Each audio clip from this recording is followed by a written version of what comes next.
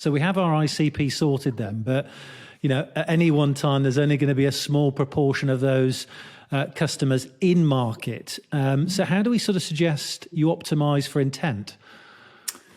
So I think intent is a really interesting area, and one that is, I think, maybe changing the most right now, not just because of some of the economic change, because of the way the technology and the policies around it are changing. So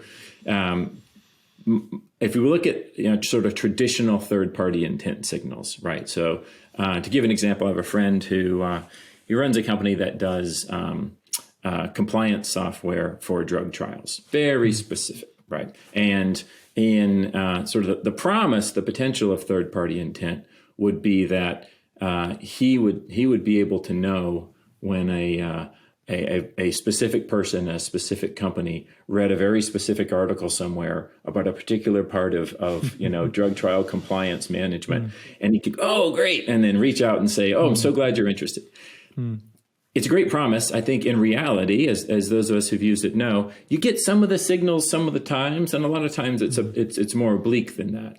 Well, somebody at a company was researching something in the medical category, and that may or may not be relevant to you. And so that's not to say that third-party intent, and we partner with some great companies who offer third-party intent. It's not to say that it isn't valuable, but it often doesn't provide some of the specificity and timing that you really want to make sure you're reaching, not just the right company and the right person, but you're reaching them at the right time, to your point, when they're in market, when it matters to them.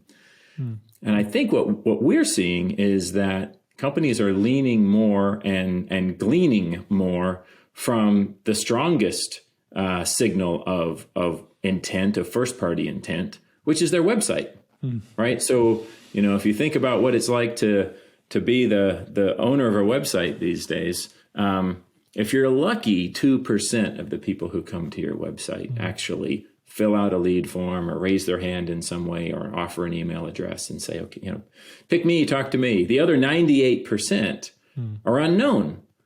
You don't know who they were. You don't know what they did. And so you have no way to act on that. And that just really doesn't need to be the case anymore. So I think a lot of what we've seen in the last couple of years is the real maturation of tools that let you understand that 98%, see which of those fit your ICP based on what companies are actually coming to visit, and then using those intent signals, perhaps in coordination with third-party signals, to really know you've got someone who's not just in market, but kind of literally, just outside your door and waiting for you to open it and invite them in. So we think a lot about this combination of what's happening on your website or first-party intent, and then how you can combine that with some of the more traditional third-party intent signals. There's a lot of innovation in that area.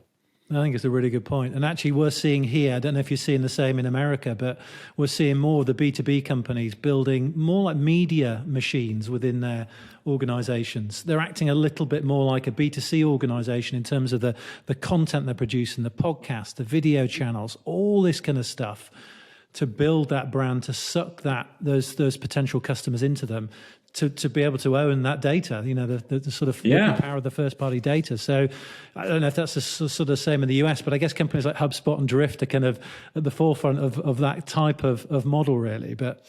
And I think it's a very, very important point. I think part of what's driving that, as well as the focus on first, on your website intent versus the third party pieces, and, being a little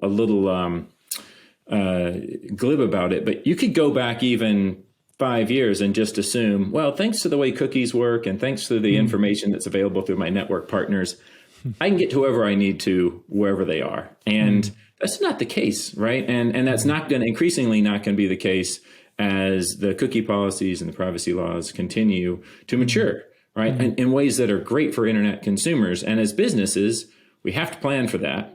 And so to your point, we need to invite them onto, our content, our sites, our turf, as it were, and then let them engage on their terms and not rely on whatever networks are going to help us find them out there, because that's not how privacy is working. So I think it has raised the bar for companies to really think about, how do I make sure I understand, how do I earn that attention, and then how to make sure I can understand and act on that attention when I've got it.